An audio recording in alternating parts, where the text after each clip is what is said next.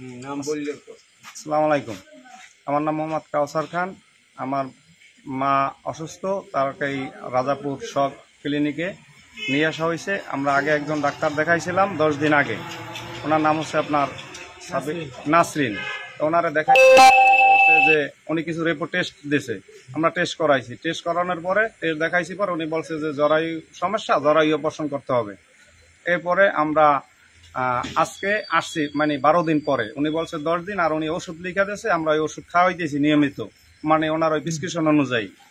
এরপরে আজকে 13 দিন পরে আজকে আসছি। আসার পরে আজকে এক মানে এর আগে মানে 12 দিনের দিন এখানে আপনার এই যে ক্লিনিকের ম্যানেজারের সাথে আমার বোনজামাইয়ের সাথে কন্ট্যাক্ট হয়েছে যে তারা অপারেশন করবে, জরায়ু অপারেশন, 18,000 টাকা, মানে তার সাথে কন্ট্যাক্ট হয়েছে।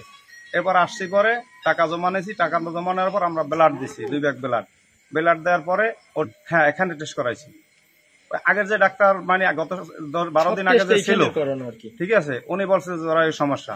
এরপরে আজকে যে অপারেশন করছে এ আগে দেখে না আমুরে, এ আজকেই আসছে। আসার পরে সে ওই যে ব্লাড নিয়েছে, ব্লাড নেওয়ার পরে সে তো সরাসরি সে অপারেশন করছে।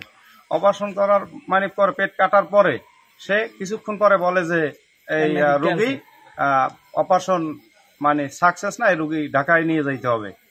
কি জানি একটা বললো আমারে যে এইটা এখানে নাই, যে কি টেস্ট মেশিন নাই, এইটা নাই। তাহলে আমরা যেহেতু বায়োলজি টেস্ট এইটা এখানে নাই, যে আর ক্যান্সার জাতীয় মানে সমস্যা, আমরা যদি তার ওই পর্যন্ত যাই মানে অপারেশনের যে ইসে গেলে সমস্যা হইতে পারে বিধায় সে ওইটা আর করে নাই। সে আবার ওইভাবে কাটতে ওইটার আবার সেলাই টেলাই দিয়ে মানে বেড়ে দিয়েছে। আর সে ওষুধ দিয়েছে, বলছে যে 4 দিন পরে আপনারা ঢাকায় নিয়ে যাবেন। এখন আমরা এখানে আসলাম, সে তার সবকিছু টেস্ট তারে আমরা দিলাম।